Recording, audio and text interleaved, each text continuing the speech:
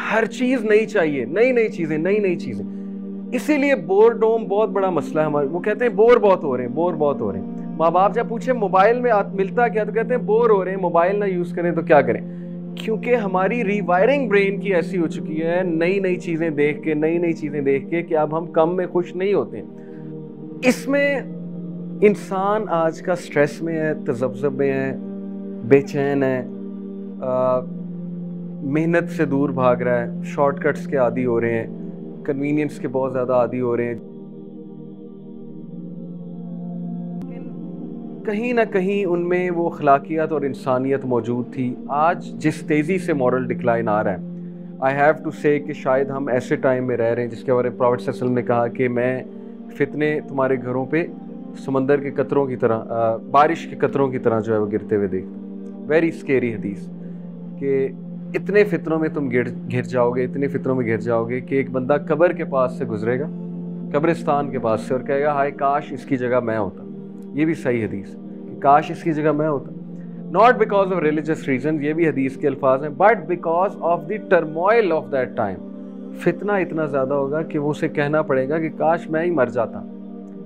तो ये असल में बात है। सो बहुत ज़रूरी है कि हम थिंग्स दैट मैटर की पहली एपिसोड में डिस्कस करें कि वजह क्या यहाँ तक पहुँचने की। सारी बातें पता होने के बावजूद, सब कुछ सामने हमारे, हर बंदा एग्री करता है कि मॉरल डिक्लाइन है, हर बंदा एग्री करता है कि मैं तंग आ गया हूँ, लेकिन उसके बावजूद अमल क्यों नहीं आ रहा है? उसके बावजूद कुरान हमारे सामने है, हदीस हमारे सामने है, सीरत हमारे सामने है, लेकिन दैन अगेन वो चेंज क्यों नहीं आ रही है?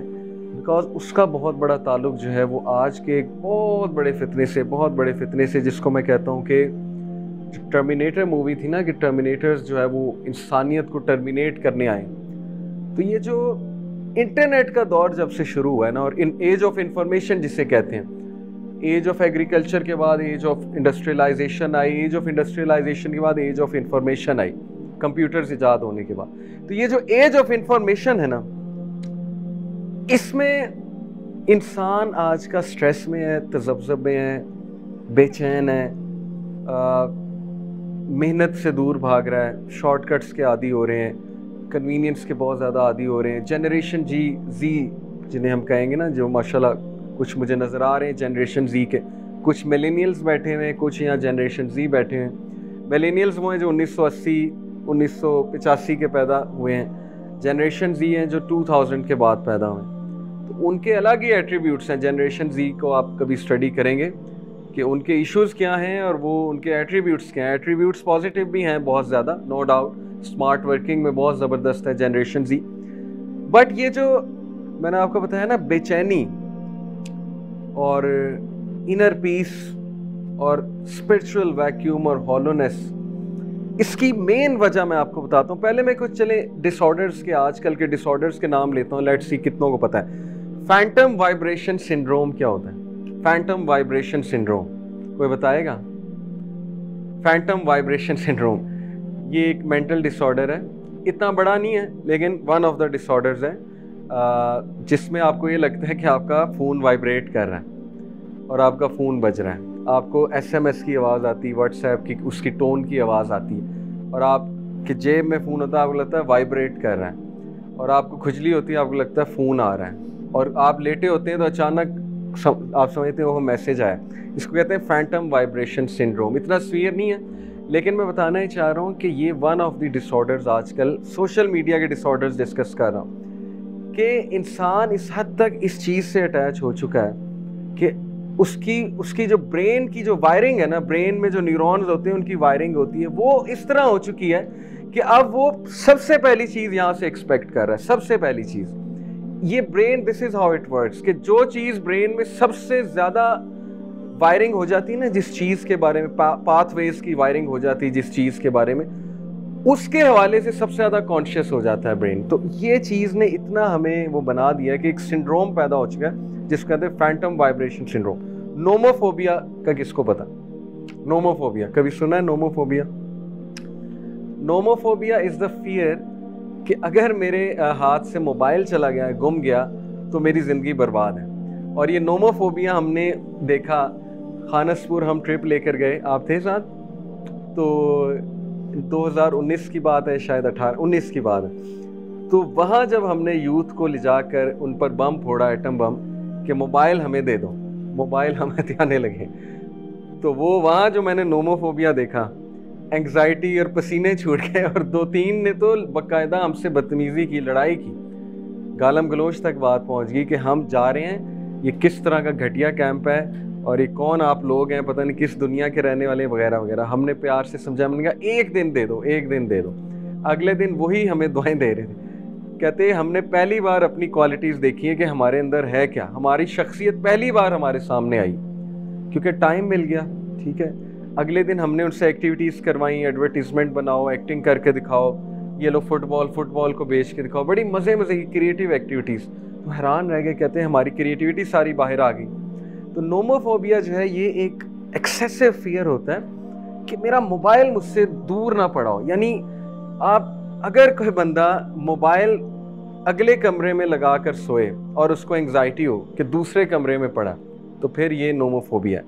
इसीलिए लोग वॉशरूम तक ले जाते हैं मोबाइल, कि जुदा ना हो जाए ये मेरे से, ये चीज़ मेरे से जुदा ना हो जाए कहीं। तो ये इसको कहते हैं nomophobia. Snapchat dysmorphia syndrome, Snapchat dysmorphia syndrome, ये क्या है कि फ्लॉलेस लगने की एक ऑब्सेसिव कंपल्सिव डिसऑर्डर। फ्लॉलेस लगना है मैंने, यानी जब तक फिल्टर नहीं होगा ना उस पर, मेरी पिक्चर पे वो फलाना फिल्टर, स्नैपचैट के फिल्टर्स होते हैं आपको पता है, जब तक फलाना फिल्टर नहीं लग जाएगा तो सीन इनकम्प्लीट है, पिक्चर इनकम्प्लीट है। और ये इतना बड़ा सिंड्रोम बन चुका है कि लोग, लड़कियां खाना पीना छोड़ देती हैं, जिसको कहते हैं ना एनेरोसिया नर्वोसा। ये एक डिसऑर्डर है कि बच्चियां, छोटी छोटी बच्चियां, 14-15 साल की बच्चियां, वो खाना खा के उंगली मुंह में मारती हैं और उल्टी कर देती कि खाना तो खा लिए। ये रियल में है ये डिसऑर्डर, ऑस्ट्रेलिया में बहुत ज़्यादा।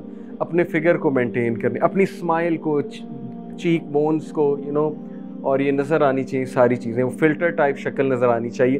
तो स्नैपचैट डिस्मोर्फिया सिंड्रोम जो है ये हमारी कैसी पर्सनैलिटीज़ बना रहा है।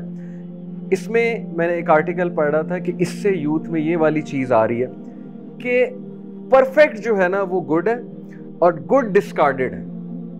यानी स्टैंडर्ड इस लेवल तक ऊपर जा चुका है हमारा कि हम गुड को डिस्कार्डेड समझ रहे हैं, और जो एवरेज है वो तो वैसे ही फारिग है। एवरेज तो निचला तरीन तबका है ना, हालांकि एवरेज पहले एक्सेप्टेबल था, गुड वाज गुड, चलो अच्छी बात है, परफेक्ट तो अनअचीवेबल था, अब परफेक्ट गुड है, गुड जो है वो डिस्कार्डेड है, और एवरेज तो सवाल ही पैदा नहीं होता है। इस वजह से हर चीज़ नई चाहिए, नई चीज़ें।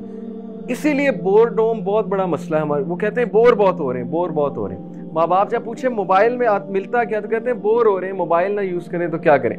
क्योंकि हमारी रीवायरिंग ब्रेन की ऐसी हो चुकी है, नई चीज़ें देख के कि अब हम कम में खुश नहीं होते।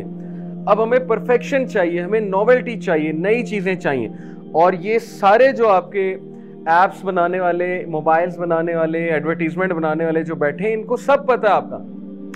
आप जर्नलिज्म अगर आप में से कोई पढ़ता है, मैस कम्युनिकेशन, जाके आर्टिकल्स पढ़ें कि एडवर्टीजमेंट वाले कितना स्टडी करते हैं आप लोगों को, जनरेशन जी को, कि जनरेशन जी का अटेंशन स्पैन है 8 सेकेंड्स और गोल्ड फिश का 9 सेकेंड है। गोल्ड फिश जो है वो मशहूर है कि सबसे ज़्यादा नालायक फिश जो है अटेंशन के हवाले से, वो गोल्ड फिश। तो वो लिखा होता है कि गोल्ड फिश से भी कम ह्यूमन बींग्स का अटेंशन स्पैन हो गया आज के दौर में। अटेंशन स्पैन से क्या मुराद है कि ये जितनी चीज़ें हैं, जैसे कि learning, thinking, analytical ability, metacognition का मतलब है थिंकिंग व्हाट टू थिंक, कि एक बंदा ये सोच रहा है कि मैंने सोचना क्या है, ये हायर लेवल फंक्शन है ब्रेन का, मेटाकॉग्निशन कहते हैं। ये सारी चीज़ें इफेक्ट हो गई हैं इस चीज़ से, क्योंकि 8 सेकेंड का अटेंशन स्पैन है, यानी 8 सेकेंड बाद आउट होने के चांसेस हैं। इसलिए जब तक लेक्चर फुल परफेक्शन की उस पर नहीं होगा, जब तक वो कहते हैं ना जहन का जो चस्का है, जहन की जो चरस है, वो फ़लसफ़ा नहीं होगा, वो मज़ा नहीं होगा ना जब तक एक चीज़ में, तब तक अटेंशन से नहीं बैठ। और मॉडर्न स्कूलिंग सिस्टम, जो मॉडर्न कह रहे हैं, जो पुराना स्कूलिंग सिस्टम है वो फेल हो रहा है इसीलिए, क्योंकि आपके 3-4 क्लास के बच्चे बैठते ही नहीं क्लास में। बेचारों को, किसी को ये स्नैपचैट डिस्मोर्फिया सिंड्रोम है, किसी को जो है वो उसकी उंगलियां चल रही हैं, नोमोफोबिया है, किसी को फैंटम वाइब्रेशन सिंड्रोम है, तो बेचैनी है उनमें बहुत ज़्यादा। लेकिन मैं ये बता दूं, डिस्करेज नहीं होना कि फ़ायदे और आप लोग के एट्रीब्यूट्स अपनी जगह हैं। ये सिर्फ मैं इसलिए बता रहा हूँ कि जो खामियां हैं वो हमने दूर करनी है, बाकी खूबियां तो माशाल्लाह बहुत हैं।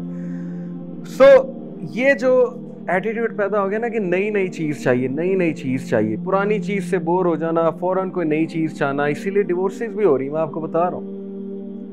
हर चीज़ ऑनलाइन पसंद आती है। इसका सबसे डिस्ट्रक्टिव जो हमारे ब्रेन पे अफेक्ट आया वो ये कि हर चीज़ ऑनलाइन पसंद है। अफेयर क्यों चलते हैं? क्योंकि वो ऑनलाइन होते हैं। जैसे ही औरत घर में आ जाती है, जिम्मेदारी आ जाती है, तो सारा मजा किरकिरा हो जाता है, क्योंकि वो हमारे ब्रेन की वायरिंग के खिलाफ बात। जब तक ऑनलाइन थे, दूर बैठ के बात होती थी, इमोटिकॉन्स होते थे, हंसी मजाक होता था, पिक्चर्स शेयर होती थी, वो ब्रेन के साथ जो है वो सेट हो रहा है। लेकिन जैसे रियल लाइफ सिचुएशन आई है तो वो मजा ही किरकिरा। इसलिए अफेयर्स के ऑनलाइन मजा आता है, वैसे नहीं मजा आता है।